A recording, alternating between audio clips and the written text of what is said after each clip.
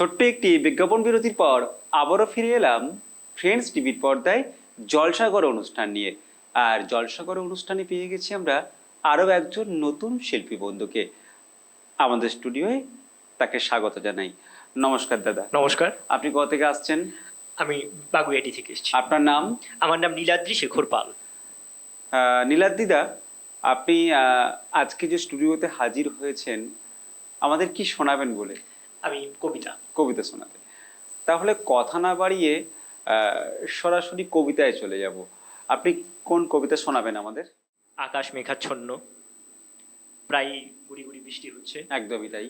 হ্যাঁ, তো সেই বৃষ্টিকে কেন্দ্র করেই আমি বিশ্ববরেণ্য কবিগুরু রবীন্দ্রনাথ ঠাকুরের লেখা এমনও দিনে তারে বলা যায়,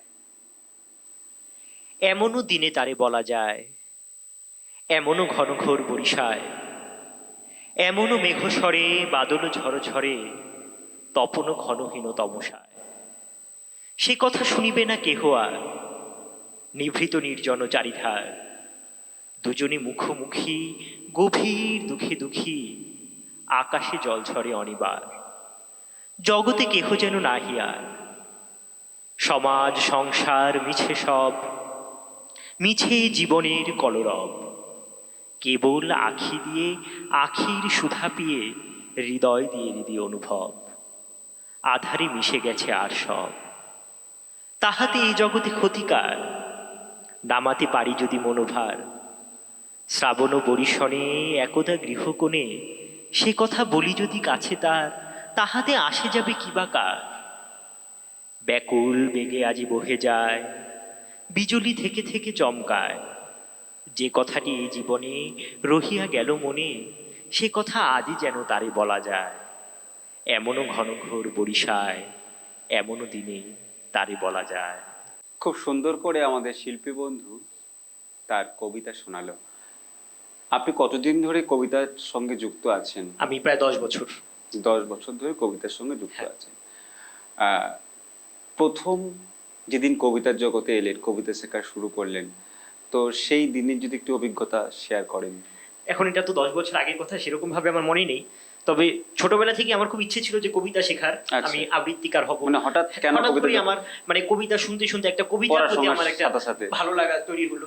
তখন আস্তে আস্তে আমি একটা ইনস্টিটিউশনে ভর্তি হলাম। আচ্ছা। সেখানে কবিতা শিখতে শিখতে আজকে আমি এই জায়গায় চলে এসেছি। বাহ, মানে কবিতা ওই শখ করেই শেখা, মানে শখ করে আস্তে আস্তে গুটি করে যে গুটি গুটি পায়ে চলতে চলতে একদিন পৌঁছে যাবো চাঁদের বাহার, সেরকম আমি ওই আস্তে আস্তে গুটি গুটি পায়ে চলছি আর কি। আচ্ছা, সেই আর কি ব্যাপারটা। কেমন লাগে কবিতা করতে? খুব ভালো লাগে আমার, মানে এটা আমার প্যাশন, এটা আমার প্যাশন, মানে আমার খুবই ভালো লাগে। কবিতাকে সঙ্গী করে হ্যাঁ, পড়ছেন। একদম। হ্যাঁ, আমাদের কোন কবিতা আপনি এবার শোনাবেন? আমি এবার যে কবিতাটা শোনাবো সেটা হচ্ছে জীবনানন্দ দাশের লেখা একটা কবিতা। কবিতাটার নাম সে। আমাকে সে নিয়েছিল ডেকে, বলেছিল এই নদীর জল তোমার চোখের মতো ম্লান বেতফল, সমস্ত ক্লান্তি রক্তের শেষে স্নিগ্ধ রাখছে পটভূমি, এ নদী তুমি। এর নাম ধানসিঁড়ি বুঝি? মাছরাঙাদের বললাম, গভীর মেয়েটি এসে দিয়েছিল নাম। আজও আমি সেই মেয়েটিকে খুঁজি।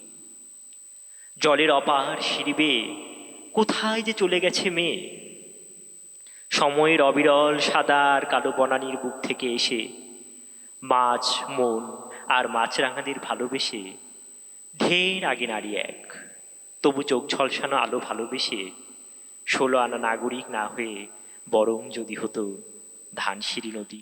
আমরা আপনার কণ্ঠে তো কবিতা শুনলাম, আপনি কোন ধরনের কবিতা শুনতে বেশি পছন্দ করেন? আমি প্রথমত হচ্ছে রবীন্দ্রনাথ ঠাকুর, এখানে তো কথাই নেই, কারণ কবিগুরু হচ্ছে সাহিত্য জগতে চলার দিশারি হচ্ছে উনি, ওনাকে ছাড়া তো সম্ভব না। প্রথম কথা হচ্ছে কবিগুরুর কবিতা।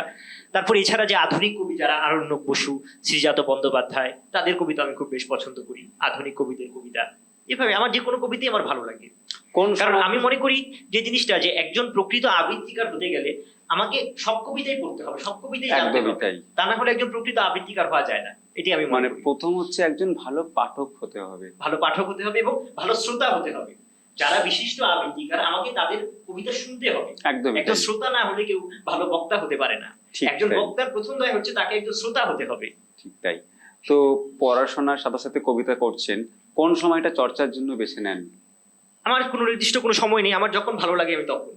মানে যদি ভালো লাগার কোনো হ্যাঁ, আমার সময় যদি থাকে না? না ভালো লাগার কোনো সময় থাকে না। আমার যদি মনে হয় এখন আমি কবিতা আবৃত্তি করবো, আমি করবো। বাহ, এটা হচ্ছে মনের উপরে, যখন মন যা চাচ্ছে, মানে শিল্প জিনিসটা হচ্ছে এরকম যে যখন তোমার মন চাচ্ছে তখনই তুমি তখনই সেটা করো। করো, তখনই সেটা হবে। আর কবিতাকে ঘিরে পথ চলতেও ভালো লাগে অবশ্যই এবং কবিতার মধ্যে মনে হয় অন্যরকম একটা স্বাদ, ভালো লাগার ভালো লাগার একটা কিছু বিষয় খুঁজে আছে, পাওয়া একটা যায়। আবেগ অনুভূতি, একটা হ্যাঁ। প্রকাশ, সেই এবং আর কি। জীবনের সুখ, জীবনের দুঃখ, হ্যাঁ, প্রতিটি মুহূর্তে কবিতা আমাদের সঙ্গ দেয়। সেটাই সেটাই, হ্যাঁ। সেখানে কবিগুরুর কবিতাও হতে পারে বা অন্য কোনো যে কোনো কবির কবিতা কবিতা হতে পারে। সেটাই, হ্যাঁ। আজকের এই সুন্দর অনুষ্ঠানে আপনাকে পেয়ে ভীষণ ভালো লাগলো, আপনার কবিতা আমারও ভালো শুনলাম লাগলো আপনাদের কাছে এখানে আসতে পেরে, এবং আপনারা আপনার আমাকে কথা একটা শুনলাম। সুবর্ণ সুযোগ দিলেন একটা। হ্যাঁ, অবশ্যই এবং অসংখ্য ধন্যবাদ দাদা।